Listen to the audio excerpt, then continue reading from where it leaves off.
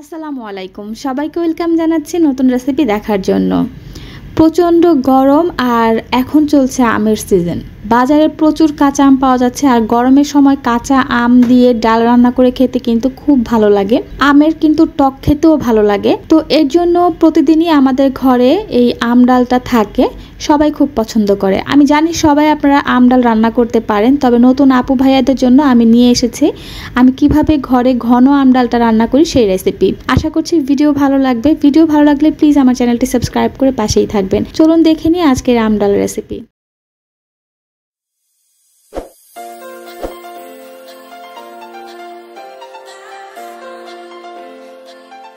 আজকের ঘন আম ডাল রান্না করার জন্য এখানে আমি 1 কাপ পরিমাণ মসুরির ডাল নিয়েছি। এবার এই মসুরির ডালগুলোকে আমি ভালো করে পরিষ্কার করে ধুয়ে নিব যতক্ষণ না টলটলে পানি বের হচ্ছে এবং পানির উপর দিয়ে ডালগুলোকে দেখা যাচ্ছে। আঙ্গুলের 2 কর পর্যন্ত উপরে ডালের উপরে পানি থাকবে এই পরিমাণে পানি আমি দিয়েছি। সাথে দিয়ে দিলাম পেঁয়াজ কুচি, এখানে দুটো মাঝারি সাইজের, আর দিয়ে দিলাম 1 চা চামচ পরিমাণ আদা আর রসুন বাটা একত্রে ব্লেন্ড করা রয়েছে। সাথে আধা চা চামচ পরিমাণ জিরার গুঁড়া দিয়ে দিচ্ছি আর স্বাদ মতন লবণ। এই হচ্ছে উপকরণ। এই উপকরণগুলো দিয়ে আমরা ডাল সিদ্ধ করে নিব। এই পর্যায়ে আমরা কোনো হলুদ মরিচের গুঁড়া ব্যবহার করব না। এবার আমরা চুলায় চলে যাচ্ছি। চুলায় ফ্রাই প্যানটা বসিয়ে দিয়েছি, ঢাকনা দিয়ে ঢেকে এখন এই ডাল বলক আসা পর্যন্ত অপেক্ষা করতে হবে। ডাল যখন বলক চলে আসবে তখন দেখবেন উপরে এরকম একটু ফেনা ফেনা সৃষ্টি হয়েছে। সেই ফেনাগুলোকে এভাবে আমাদের তুলে ফেলে দিতে হবে, তা না হলে ডাল যতবার বলক চলে আসবে ততবার কিন্তু উতলিয়ে পড়ে যাওয়ার সম্ভাবনা থাকবে। তাই আমরা এই ফেনাগুলোকে ফেলে দিব।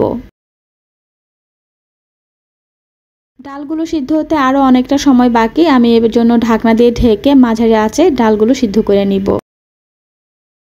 5 থেকে 7 মিনিট পরে আমি ফিরে এলাম। দেখতে পাচ্ছেন ডালগুলো কিন্তু মোটামুটি সিদ্ধ হওয়ার পথে। ঠিক এই পর্যায়ে কিন্তু আমরা ডাল ঘুটনির সাহায্যে একটু গলিয়ে নিব। যতটুকু ডাল সিদ্ধ হয়েছে ততটা কিন্তু ভালো মতো পানির সাথে মিশে যাবে। এর জন্য ডাল ঘুটনির সাহায্যে আমি এভাবে করে ঘুটিয়ে দিচ্ছি।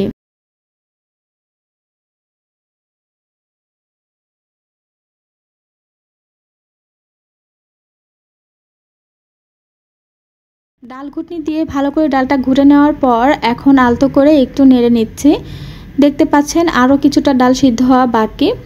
তো এই পর্যায়ে এখন আমি এর মধ্যে দিয়ে দিব ডালটা, যেহেতু এখনও সিদ্ধ হওয়া কিছুটা বাকি আছে আর পানিটা অনেকটা শুকিয়ে এসেছে, তাই এই পর্যায়ে আমরা 1 কাপ পরিমাণ পানি অ্যাড করে দিচ্ছি। আপনারা চাইলে গরম পানি অ্যাড করতে পারেন, আমি ঠান্ডা পানিটাই ব্যবহার করছি।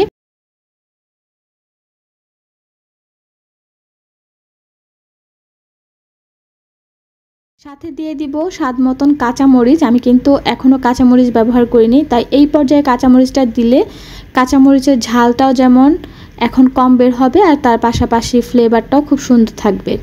স্বাদ মতন লবণ অ্যাড করে দিচ্ছি। সব কিছু অ্যাড করার পরে মিক্সড করে নিচ্ছি। এবার ঢাকনা দিয়ে অপেক্ষা করব আরও 5 মিনিট।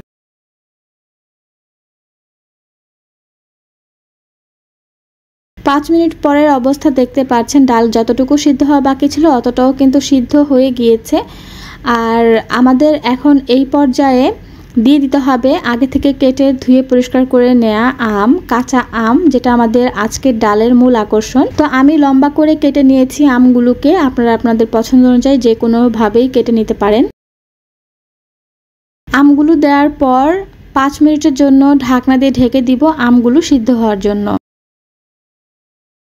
চুলার জালটা লো করে আমি আমগুলো সিদ্ধ হতে দিয়েছি। আর এই পাশে অন্য একটি চুলায় আমি কড়াইতে সরিষার তেল দিয়ে তার মধ্যে 2টো শুকনো মরিচ ফোড়ন দিয়ে নিচ্ছি। শুকনো মরিচের সুন্দর ঘ্রাণ ছড়ানোর পর আর কালার চলে আসার পর মরিচ দুটো তুলে নিব।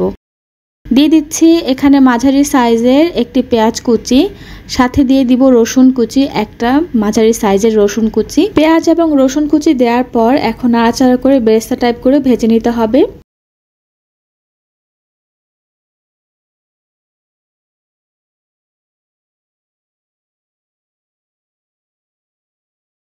যখন বেরেস্তার মতো হালকা কালার চলে আসবে তখন এর মধ্যে আমি শুকনো মরিচ দুটো দিয়ে দিলাম আর দিয়ে দিলাম 1 চা চামচ পরিমাণ 5 ফোড়ন। 5 ফোড়ন থেকে সুন্দর ঘ্রাণ ছড়ানোর আগ পর্যন্ত আমরা 10 থেকে 15 সেকেন্ড ভেজে নিব। 10 থেকে 15 সেকেন্ড পর এখন আমরা পেঁয়াজ বেরেস্তাগুলোকে একটা সাইডে সরিয়ে নিয়ে তেলের মধ্যে দিয়ে দিচ্ছি 1/4 চা চামচের মতন মরিচের গুঁড়া, 1/4 চা চামচের মতন হলুদ গুঁড়া। এই বাগারের মধ্যে হলুদ মরিচের গুঁড়াটা দিলে কিন্তু ডালের কালারটা খুব সুন্দর আসে। এখন আমরা 4-5 সেকেন্ডের মতন এই মরিচ হলুদ গুঁড়াগুলোকে একটু ভেজে নেব রসুন পেঁয়াজের সাথে, যাতে করে হলুদের কাঁচা ফ্লেভারটা চলে যায়। এর থেকে বেশি ভাজবো না, তাহলে কিন্তু আবার পুড়ে যাবে মরিচ এবং হলুদের গুঁড়া। পাশের চুলায় ডাল বসিয়ে রেখেছিলাম, সেই ডালের মধ্যে আমরা ফোড়নটা ঢেলে দিচ্ছি। আর হলুদ আর মরিচের গুঁড়া তেলে ফোড়ন দেওয়ার কারণে কিন্তু কালারটা খুব সুন্দর আসে। এজন্য ডালে সিদ্ধ করার সময় হলুদ মরিচের গুঁড়া না দিয়ে বাগারের সময় দিলে ডালের কালারটা খুব সুন্দর থাকবে। ঢাকনা দিয়ে ঢেকে এখন চুলার জালটা বন্ধ করে দিব। 5 মিনিট পরে আপনাদেরকে দেখাচ্ছি। 5 মিনিট পরে দেখতে পাচ্ছেন আমাদের ডাল কত সুন্দর দেখতে লাগছে, উপরে তেলটা ভেসে উঠেছে আর কালারটাও কত চমৎকার এসেছে। এই ডাল খেতে কিন্তু খুবই মজার হয়, বাসায় একবার ট্রাই করলেই বুঝতে পারবেন। আপনারা সবাই কম বেশি ডাল রান্না করতে পারেন। যারা নতুন রাঁধুনি আপুরা আছেন, নতুন রান্না করছেন আপু বা ভাইয়ারা, তাদের জন্য আমার আজকের রেসিপি। আশা করছি আমার ভিডিওটা আপনাদের ভালো লাগবে বা উপকারে আসবে। ভিডিও ভালো লাগলে প্লিজ আমার চ্যানেলটি সাবস্ক্রাইব করে পাশেই থাকবেন। বিদায় নিব আজকের মতন এখানেই। আল্লাহ হাফেজ।